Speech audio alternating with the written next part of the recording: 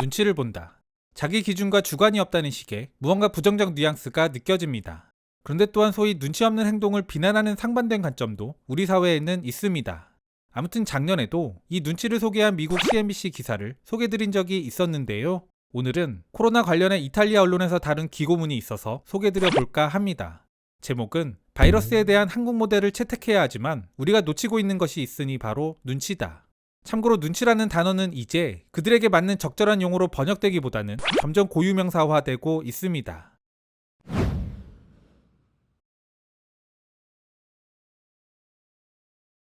신문을 읽고 TV 뉴스를 보는 것이 고통스러운 요즘이다. 우리는 눈을 어지럽히는 역학곡선과 확률론적 모델 사이에서 이 감염병을 이해하려는 노력들을 하고 있다.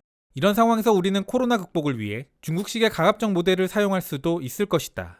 그러나 이 이질적인 권위주의 국가 중국의 모델을 적용하는 것은 다른 유럽의 여러 나라들과 마찬가지로 사회적으로 받아들이기 힘든 부분이 있다. 모든 희망이 우리를 버리고 있는 것처럼 보이는 지금, 이러한 시기 거의 모든 사람들이 궁극의 카드로 한국을 꺼낸다. 매우 복잡한 역사를 가진 민주국가 한국. 비록 그들은 감염률이 가장 높은 국가 목록에서 시작했지만 지금은 세계에서 가장 효과적인 정책을 창조한 것으로 보인다. 이제는 모두가 잘 아는 사실이지만 한국은 감염된 사람들을 철저하게 추적해 신속하게 검사하고 격리하는 방식으로 이 어려운 문제를 해결해냈다. 천연자원이 거의 없고 상대적으로 작으며 복잡한 현대사를 거쳐 어렵게 민주사회를 만든 이 나라. 한국이 어떻게? 라는 의문을 만일 당신이 갖는다면 먼저 해야 할 질문이 있다.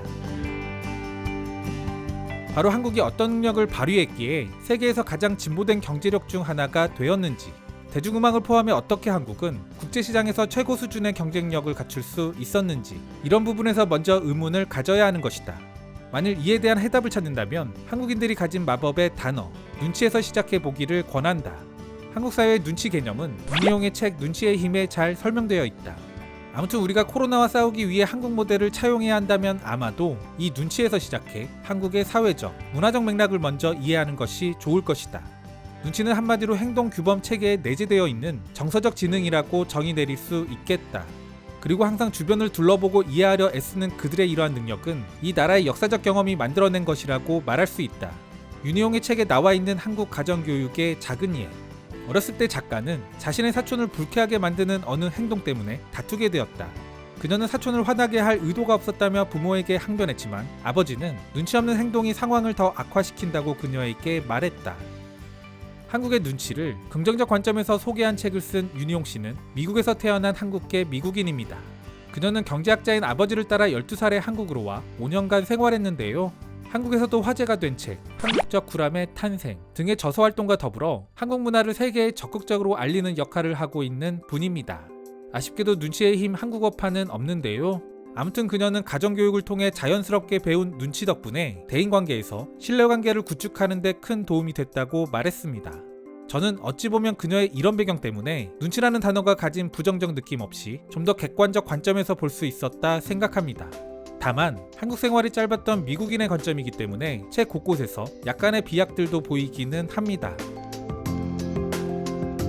여기서 서구의 독자들에게 놀랍게 다가오는 것은 이것이 윤리적 나무람이 아니라는 점이다.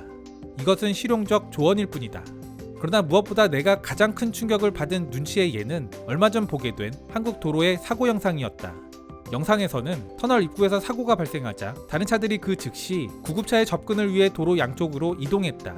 미국과 영국이 힘없이 무너지고 일본이 고작 유람선 하나를 해결하지 못해 큰 혼란을 겪었을 때, 그리고 전 유럽의 절반이 끔찍한 상황에 놓인 이때, 이 어려운 시기 속에서도 한국은 가장 효과적인 모습을 보여줬다.